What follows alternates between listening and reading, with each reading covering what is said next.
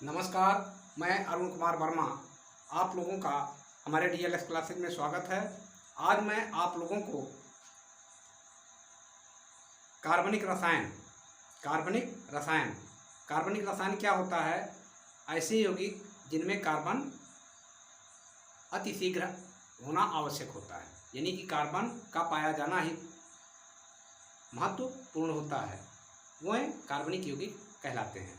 तो कार्बनिक यौगिक किससे बने होते हैं, यानी कि हाइड्रोकार्बन के बारे में आज आप लोगों को बताएंगे कि हाइड्रोकार्बन किस प्रकार से बने होते हैं और किस प्रकार के उनमें बंध होते हैं, वह कितने प्रकार के होते हैं, इसके बारे में आप लोगों को आज हम विस्तृत रूप से बताएंगे और एग्जाम्पल सहित आप लोगों को बताएंगे। तो आप लोग पूरा वीडियो देखिएगा।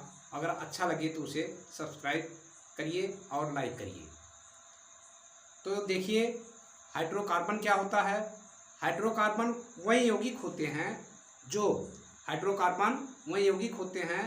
कार्बन तथा हाइड्रोजन के द्वारा मिलकर बने होते हैं। ऐसा यौगिक जो हाइड्रोजन तथा कार्बन के द्वारा एकल बंध, द्विबंध या त्रिबंध के द्वारा मिलकर बने होते हैं, हाइड्रोकार्बन कहलाते हैं। हाइड्रोकार्बन मुख्य रूप से दो प्रकार के होते हैं।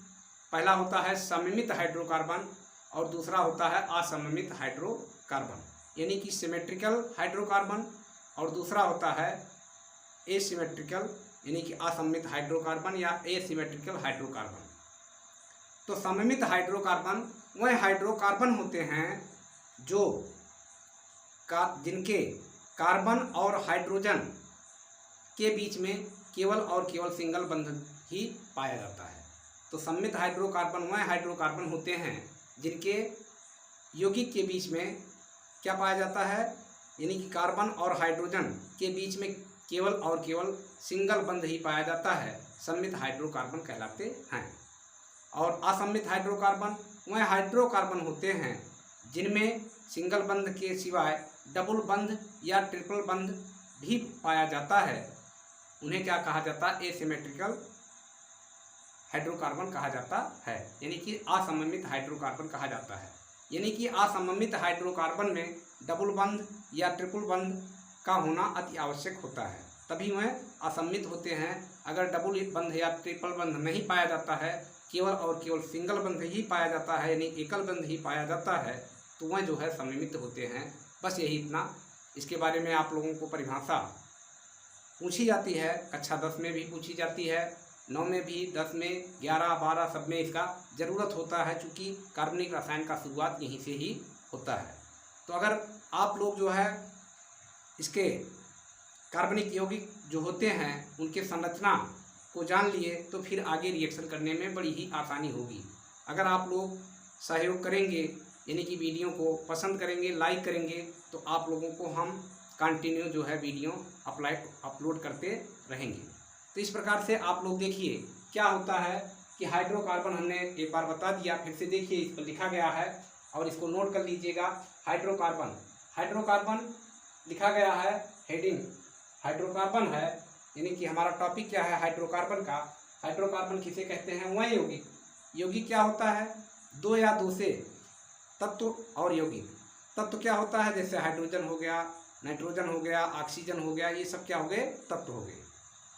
इसी प्रकार से जब दो या दो से अधिक तत्व मिल जाते हैं तो क्या होता है, यौगिक का निर्माण होता है। तो हाइड्रोकार्बन में क्या होता है, हाइड्रोजन और कार्बन से मिलकर के बना हुआ यौगिक जो है वो क्या कहलाता है, हाइड्रोकार्बन कहलाता है। तो इसमें देखिए वह यौगिक जो हाइड्रोजन तथा कार्बन से मिलकर बने होते हैं हाइड्रोकार्बन कहलाते हैं। हाइड्रोकार्बन कितने प्रकार के होते हैं, मुख्य रूप से दो प्रकार के होते हैं। नंबर 1 सममित हाइड्रोकार्बन और नंबर 2 असममित हाइड्रोकार्बन। सममित हाइड्रोकार्बन यानी सिमेट्रिकल हाइड्रोकार्बन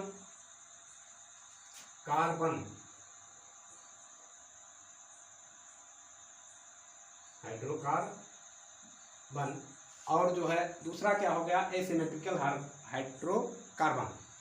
तो सममित क्या होते हैं, जिनमें सममित हाइड्रोकार्बन वह हाइड्रोकार्बन होते हैं, यानी कि वह यौगिक होते हैं जिनमें जो है हाइड्रोजन और कार्बन केवल और केवल सिंगल बंध द्वारा ही जुड़कर बना होता है। और एसिमेट्रिकल क्या होते हैं, वह यौगिक होते हैं जो हाइड्रोजन और कार्बन के बीच द्विबंध या त्रिबंध भी द्वारा भी जुड़कर बने हों।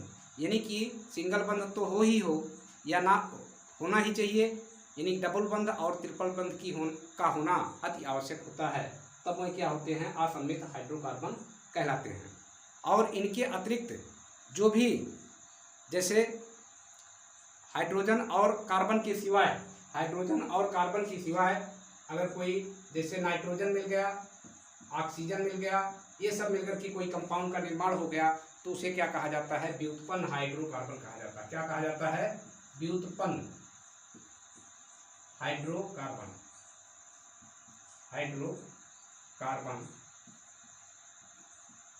कहते हैं।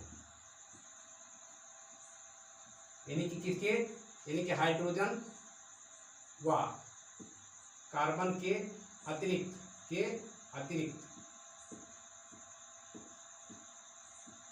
यदि उसमें क्या हो, नाइट्रोजन या ऑक्सीजन भी उपस्थित हो, तो उसे क्या कहा जाता है, व्युत्पन्न हाइड्रोकार्बन कहा जाता है। तो मुख्य रूप से दो प्रकार के होते हैं। अगर नाइट्रोजन, ऑक्सीजन ये या कोई अन्य एलिमेंट उसमें आकर के जो है समाहित हो जाता है, तो उस हाइड्रोकार्बन को व्युत्पन्न हाइड्रोकार्बन कहा जाता है। इस प्रकार से 3 प्रकार के हुए, लेकिन मुख्य रूप से केवल 2 ही प्रकार का होता है।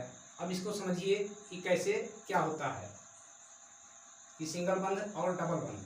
तो इसके बारे में जो है उदाहरण देखिए क्या है,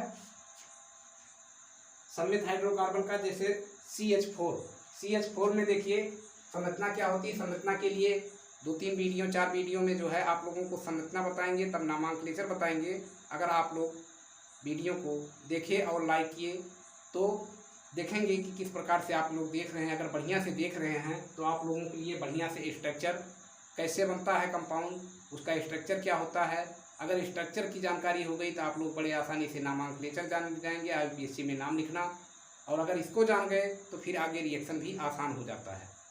तो फिर देखिए CH4 एक आध का बता देते हैं, फिर अलग से वीडियो इसका बनाना पड़ेगा, नहीं तो ये जो है बहुत लंबा हो जाएगा। तो CH4 क्या होता है, मेथेन होता है। CH4 क्या होता है, मेथेन होता है। देखिए C यानी कि कार्बन क्या होता है, इसमें जो है परमाणु क्रमांक कार्बन का होता है 6 और एटॉमिक वेट यानी कि परमाणु भार होता है 12। तो इलेक्ट्रॉनिक विन्यास इसका कार्बन का या किसी भी तत्व का इलेक्ट्रॉनिक विन्यास किसको मान करके या किसको लेकर के किया जाता है, परमाणु भार को लेकर के किया जाता है। तो परमाणु भार यानी कि पहले कोष में 2 इलेक्ट्रॉन जाते हैं बोरबरी के नियमानुसार, और दूसरे में जो है 8, 18 इस प्रकार से इलेक्ट्रॉन जाते हैं अगली कक्षाओं में। तो पहले में 2 और दूसरे में कितना बचा, 6 है ही। कार्बन का एटॉमिक नंबर जो है यानी परमाणु क्रमांक जो है 6 है। तो 6 में पहले में 2, दूसरे में 4। तो बाह्य कोश के जो इलेक्ट्रॉन होते हैं, बाह्य कोश के जो अयुग्मित इलेक्ट्रॉन पाए जाते हैं, किसी तत्व के बाह्य कोश में जो अयुग्मित इलेक्ट्रॉन पाए जाते हैं, वही जो है रासायनिक अभिक्रिया में भाग लेते हैं। यानी कि आद अवस्था में अगर एक्साइटेड स्टेज होती है तो उसके लिए अलग है, तो उसको विस्तृत किसी पार्ट में बताया जाएगा। इसमें देखिए यानी कि बाहरी कोश में 4 इलेक्ट्रॉन हैं, तो 1 इलेक्ट्रॉन इधर, 1 इलेक्ट्रॉन इधर, इस प्रकार से डिवाइड कर दिया जाता है। इसमें कोई युग्मित इलेक्ट्रॉन नहीं है, चारों के चारों क्या हैं, अयुग्मित इलेक्ट्रॉन हैं। इसीलिए कार्बन क्या करता है, सबसे अधिक कटेशन पावर किसकी होती है, यानी श्रृंखला बनाने की क्षमता किसमें होती है, कार्बन में ही होती है। ये कक्षा 10 का मोस्ट इम्पॉर्टेंट क्वेश्चन होता है कि किस तत्व में श्रृंखला बनाने की सबसे प्रबल क्षमता होती है, तो किसमें होती है, कार्बन में ही होती है। इससे अधिक जो है यौगिक कोई कंपाउंड नहीं बनाता है। यहाँ तक मानिए कि जितने 118 तत्व जो हमें ज्ञात हैं, तो उसमें से जितना 117 तत्व मिलकर के कंपाउंड का निर्माण करते हैं, उससे कहीं अधिक कार्बन अकेले जो है उससे कहीं अधिक यौगिकों का निर्माण कर लेता है। इसीलिए क्योंकि इसका कैटेशन पावर यानी श्रृंखला बनाने की क्षमता सबसे अधिक होती है। तो इसमें देखिए 4 इलेक्ट्रॉन ये एब्जॉर्ब करेगा। आफ्टर पूरा करने के लिए बाह्य कोश में कितने इलेक्ट्रॉन होने चाहिए, 8। तो इसे कितने इलेक्ट्रॉन की ज़रूरत है, 4 की ज़रूरत है। तो 4 ये हाइड्रोजन से पूरा करेगा। देखिए हाइड्रोजन पर कि बाह्य कोश में 1 इलेक्ट्रॉन होता है, तो ये और ये और यहाँ पर हाइड्रोजन। इस प्रकार से हाइड्रोजन मिल करके ये बंध बना लेते हैं और इसका जो है हाइड्रोजन का भी काम पूरा हो जाता है इस प्रकार से, यानी कि हीलियम के समान ये भी जो है अपना स्टेप पूरा कर लेता है। ये भी हीलियम के समान पूरा कर लेता है, ये भी हीलियम के समान पूरा कर देता है और ये भी हीलियम के समान अपना स्टेप पूरा कर देता है और कार्बन का भी स्टेप पूरा हो जाता है। देखिए साझे के इलेक्ट्रॉन, इसी को क्या कहा जाता है, साझे का इलेक्ट्रॉन।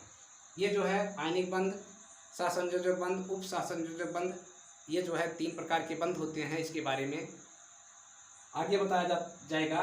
इसी प्रकार से जो है इसमें देखिए कोई भी बंध क्या है, डबल बंध नहीं है, सारे के सारे क्या है, सिंगल बंध हैं। तो ऐसा यौगिक जो सिंगल बंध द्वारा बना होता है सममित हाइड्रोकार्बन कहलाता है। इसमें भी देखिए एक बता देते हैं डबल बंध उसमें कैसे पाया गया।